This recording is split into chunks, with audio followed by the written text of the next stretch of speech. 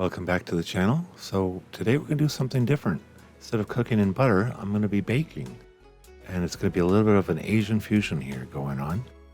So let's start off by making the sauce. You're going to need a half cup of mayonnaise. And then take about an inch piece of ginger and we're going to mince that up. Mince up your ginger and just set it aside. We'll add it to the sauce in a minute.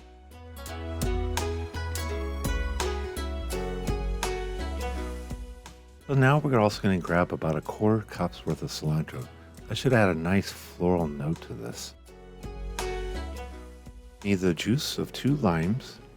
So just cut your limes and squeeze them and set that aside. The lime juice will help give it a really bright note and balances well with the wasabi. So let's add all the ingredients together. First off, we're going to add the mayonnaise. If you don't want to use mayonnaise, you can go ahead and substitute for a half cup of cream. And then you're going to add the cilantro. Add the ginger. 1 tablespoon of water to help thin the sauce out. And to which you're going to add about 3 tablespoons of lime juice.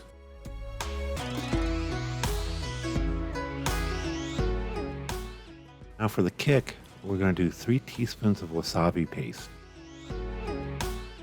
That's going to help bring that wasabi flavor that we're looking for. And once it's all blended together, it's going to be nice and creamy and not overpowering. Trust me. So we're just going to give it some salt and pepper to taste. And then just give it one final blend. And once you're done, go ahead and set it in the refrigerator until you're ready.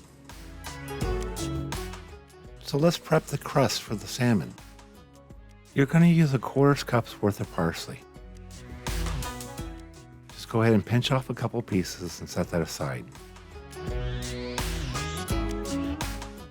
So to a chopper or blender, you're going to take the Blue Diamond Wasabi Almonds. The wasabi flavored ones are perfect for this. About a half can will cover 2 fillets. We're going to add that to the chopper with the parsley whole. And then just chop it until it's medium fine. It might take a minute or 2. Looks pretty good to me. On to the next step. So we want to make a binder for the almonds. I'm going to use about 2 tablespoons of Dijon mustard to 1 tablespoon of honey. That's the general ratio you want to go. 2 to 1.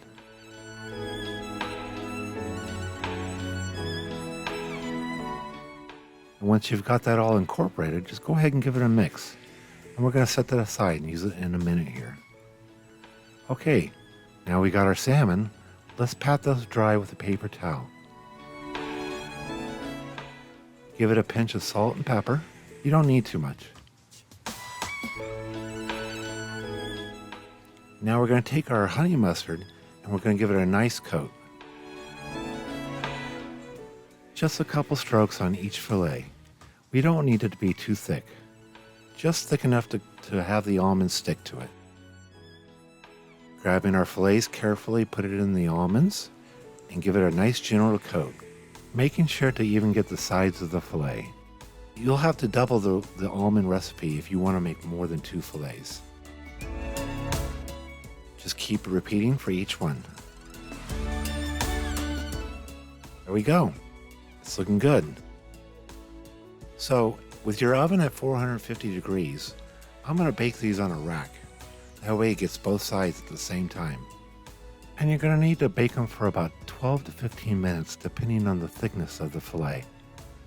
Okay, let's get the bok choy ready.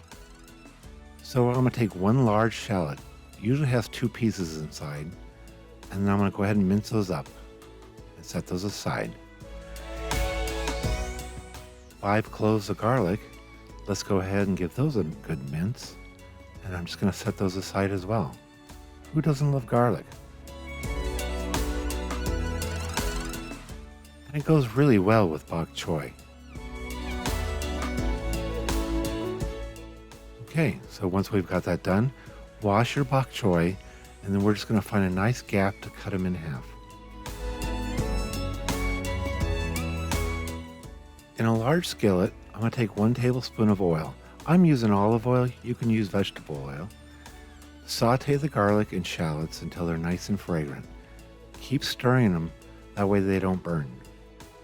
And after about a minute or two, you'll be ready to add the bok choy. First, let's give it a pinch of salt. Okay, we're ready. Let's add the bok choy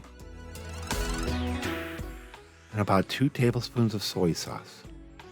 While this is cooking, let's go ahead and take that wasabi sauce out of the refrigerator to warm up. Okay, let's add 1 teaspoon of sesame oil. So we're going to cover it and cook it for about 2 minutes on medium-high heat. After the 2 minutes, remove the lid and give them a toss. You'll notice that the bok choy is coming along just nicely. How long you cook it without the lid is depending on how crunchy you want your bok choy. So sprinkle about a teaspoon's worth of red chili flakes near the end and you're good. I like to finish it off with just a splash of sesame oil. Okay, the moment you've been waiting for. Let's plate this all up. Let's grab our salmon out of the oven. Plate along with the bok choy on the side. The wasabi sauce should be warmed up by now. So let's go ahead and give it a nice portion of sauce. Don't be shy, it's tasty. Okay, let's garnish with some black sesame seeds for a little bit of contrast. It's time to enjoy. So until next time, I'll see you in the kitchen.